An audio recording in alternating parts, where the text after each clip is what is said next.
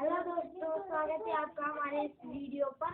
और आपको ये हमारा फूल बनाने का वीडियो अच्छा लगे तो आपके 10 दोस्तों में शेयर कीजिए। हम स्टार्ट करते हैं हमारा फूल बनाना। तो देखिए, मैंने ये कागज है और इसे हमने गुड़ मंडी कर लिया है। अब हम इस कागज को काटेंगे, थोड़ा थोड़ा कट लगाएंगे यहाँ से। ये देखिए, ये मैंने यहाँ से कट लगा दिया है। अब इस कट को फिर से सेव करके ऐसे कर लेंगे। वो एक तरफ से और कट लगा देंगे।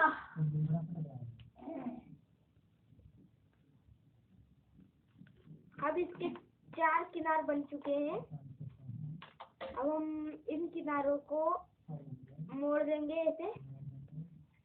ये मोड़ दिया, ये मोड़ दिया और ये मोड़ दिया।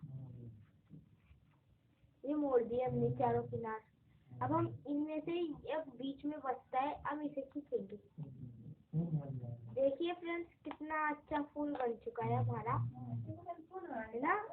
अब आपको ये हमारा फूल बनाने का वीडियो अच्छा लगे तो 10 लोगों में, अपने दोस्तों में